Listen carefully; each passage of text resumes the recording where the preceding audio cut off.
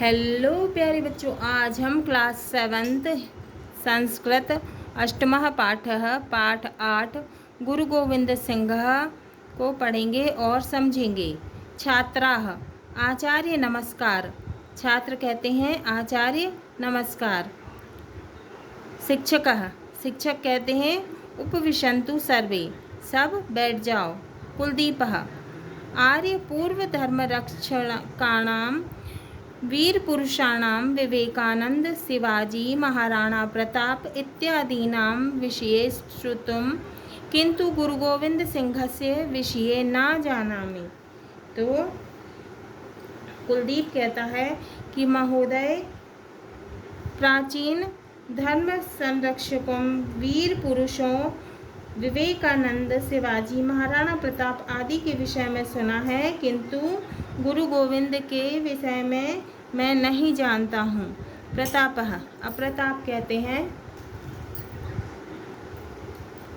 प्रतापः महोदय, वयं गुरु गोविंद सिंहस्य चरित्रं ज्ञातुम् इच्छामि। प्रताप कहते हैं कि महोदय, हम गुरु गोविंद सिंह के चरित्र के बारे में जानना चाहते हैं। विनीता कहती हैं श्रीमन् तस्य चरित्रस्य किं वैशिष्ट्यम्। विनीता कहती हैं कि श्रीमान, उनके चरित्र की क्या विशेषता है।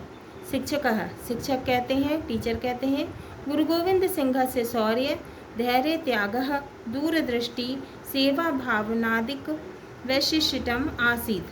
तो शिक्षक कहते हैं कि गुरु गोविंद सिंह की वीरता, धैर्य, त्याग, दूरदृष्टि, सेवा भावना सभी विशेष थे। सः अबाल्यात् जनानां शक्तिं जागरयितुम् आत्मविश्वासेन कार्य कृतवान्। उन्होंने बचपन से ही लोगों की शक्ति को जगाने के लिए आत्मविश्वास से कार्य किया। समाजं संस्कृतुम् अखंडतां स्थापयितुं धर्मे निष्ठां वर्धितुम् अहर्निशं प्रयत्नं कृतवान्। तो समाज को सुधारने, अखंडता स्थापित करने, धर्म में निष्ठा बढ़ाने के लिए दिन रात उन्होंने प्रयत्न किया। एषः सिक्खानां धर्मगुरुः आसीत्। वे सिखों के धर्मगुरु थे। प्रतापः अब प्रताप कहते हैं सिक्खाः नाम के। अब प्रताप कहते हैं कि सिख किनका नाम है। शिक्षकः सिख धर्मानुयायिनः सिक्खाः यथा जैन धर्मः तथा सिख धर्मः। तो शिक्षक कहते हैं कि सिख धर्म को मानने वाले कौन होते हैं? सिख होते हैं। जैसा जैन धर्म है वैसा सिख धर्म है। भारते बहवः धर्माः विकासं प्राप्ताः। तो भारत में बहुत सी पंथों का धर्म का विकास हुआ। अतः सर्वे धर्माः समानाः, इसीलिए सभी धर्म समान हैं। कुलदीपः अब कुलदीप कहते हैं किम गुरु गोविंद सिंहः सिख धर्मस्य प्रवर्तकः। क्या गुरु गोविंद सिंह जो हैं सिख धर्म को प्रारंभ करने वाले हैं। शिक्षक कहते हैं गुरु नानकः एव सिख धर्मस्य प्रवर्तकः। गुरु नानक जी जो थे वो सिख धर्म के प्रवर्तक थे। सः एव तेषां प्रथमः गुरु आसीत्। वे उनके प्रथम गुरु थे। गुरु गोविंद सिंहः तु दशमः अन्तिमस्य गुरुः आसीत्। गुरु गोविंद तो 10वें एवं अंतिम गुरु थे। गुरु गोविंद सिंह से जननम कदा अभवत्। गुरु गोविंद सिंह का जन्म कब हुआ था। शिक्षक कहते हैं 1666 तमे वर्षे कार्तिक शुक्ल सप्तम्याः तस्य जननम पटना नगरे अभवत्। तो शिक्षक कहते हैं कि वर्ष 1666 में कार्तिक शुक्ल पक्ष की सप्तमी को उनका जन्म पटना नगर में हुआ था। गुजरी तस्य माता महात्यागी समाज सेवकः गुरु तेग बहादुरः तस्य पिता आस्थान।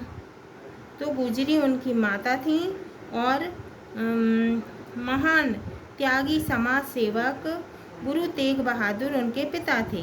पिता इव गुरु गोविंदः अपि समाज सेवा निरतः आसीत्।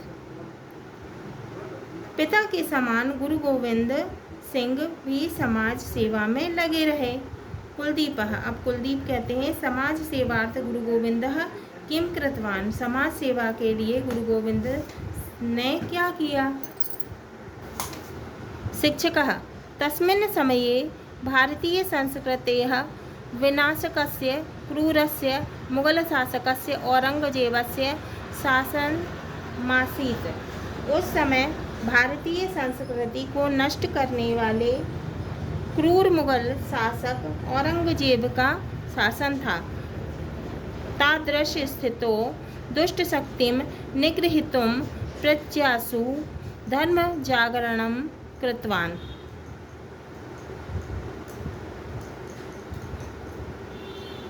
उस दुष्ट शक्ति को रोकने के लिए उन्होंने प्रजा में धर्म जागरण किया। पीड्यमानां नानां जनानां संगठनं रचितवान्। उन्होंने पीड़ित लोगों का संगठन बनाया। सामान्य जनानां विचारेषु परिवर्तन मानितवान्।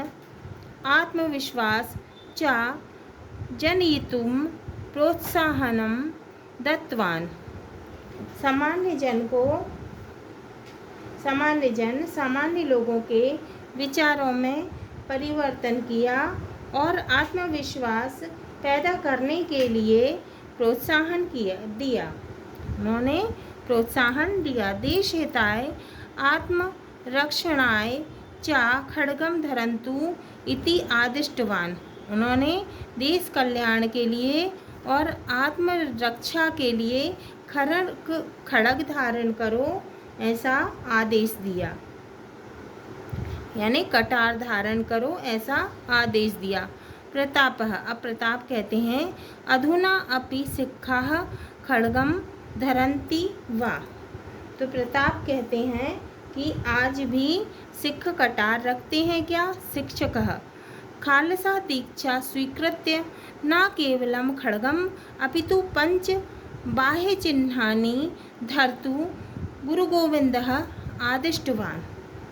खालसा दीक्षा लेकर न केवल कटार बल्कि 5 चिन्ह रखने का गुरु गोविंद ने आदेश दिया।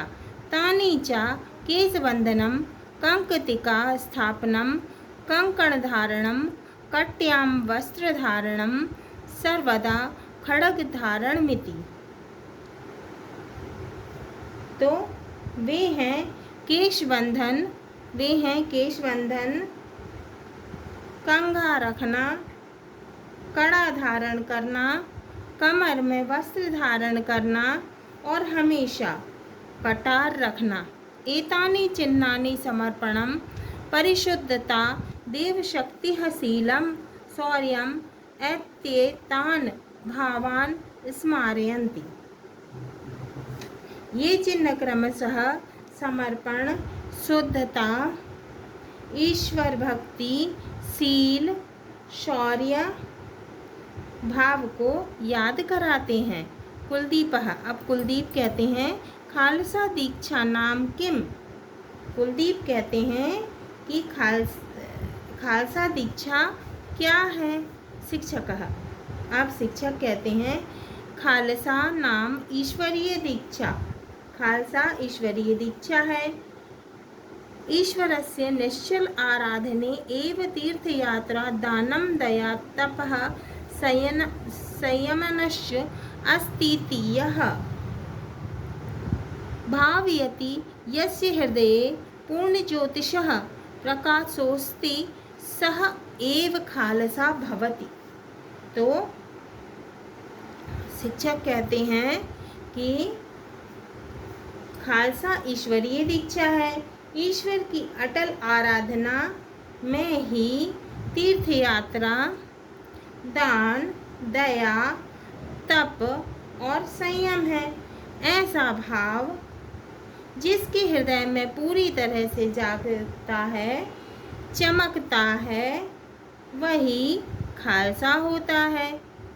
विनीता, अब विनीता कहती हैं, पुनरपि कथम समाजम प्रेरितवान, और किस प्रकार समाज को प्रेरित किया। शिक्षक, अब शिक्षक कहते हैं, गुरु गोविंद सिंह वीर रसे सहज कवि आसित। गुरु गोविंद वीर रस के सहज कवि थे। तस्य चंडी चरितम इति काव्ये स्वयं वीर गतिम प्राप्नुयाम इति प्रेरणावाक्ये समाजम प्रेरितवान। उनके चंडी रचित काव्य में स्वयं वीर गति प्राप्त करे, इस प्रेरणा वाक्य से समाज को उन्होंने प्रेरित किया। विचित्र नाटकम इति पुस्तके स्ववीरगाथां सूचितवान। विचित्र नाटक पुस्तक में आपने वीरगाथा को बताया। प्रताप, अब प्रताप कहते हैं, गुरु गोविंदस्य अन्य वैशिष्ट्यानि कानि। गुरु गोविंद सिंह जी की अन्य विशेषताएं क्या है। शिक्षक, अब शिक्षक कहते हैं, कबीर गुरु नानक सूरदासयादयः भक्ताः आसन। गुरु गोविंद, गुरु नानक, सूरदास आदि भक्त थे। गुरु गोविंदस्तु वीर भक्तः आसित। गुरु गोविंद तो वीर भक्त थे। सह हिंदू शक्तिम संगठितवान, उन्होंने हिंदुओं की शक्ति को संगठित किया। सर्वे समानाम नाह एकमेव भगवतः ज्योतिः सर्वेषु ज्वलति इति तस्य अचलः विश्वासः। एक ही ईश्वर की ज्योति सब में जलती है, यह उनका निश्चित विश्वास था।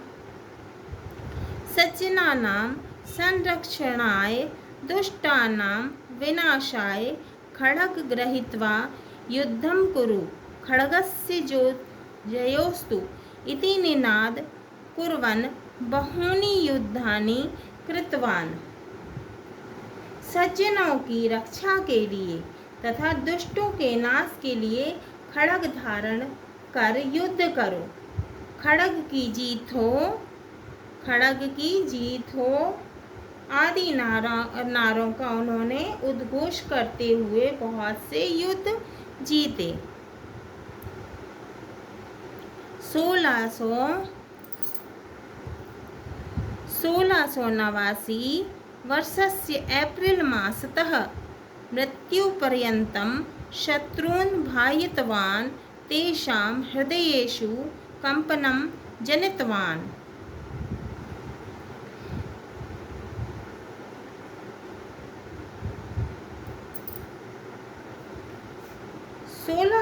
1689 के अप्रैल माह में मृत्यु पर्यंत शत्रुओं को डराकर रखा, उनके हृदय को कपा दिया और हिंदू धर्म की रक्षा की।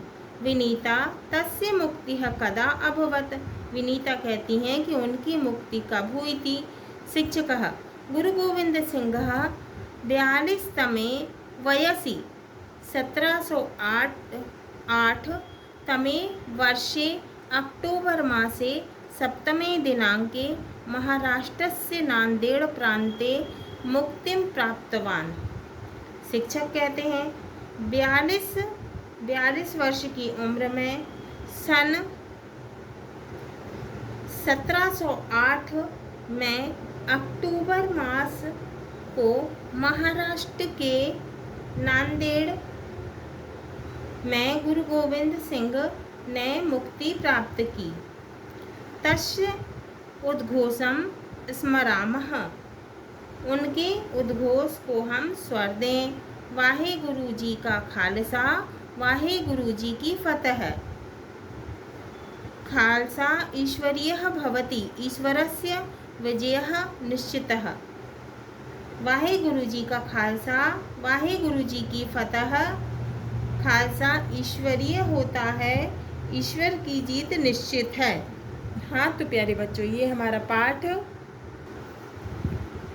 अष्टमः पाठः पाठ 8 गुरु गोविंद सिंहः पूर्ण हुआ। अगले वीडियो में हम इसके प्रश्नों के उत्तर को हल करेंगे।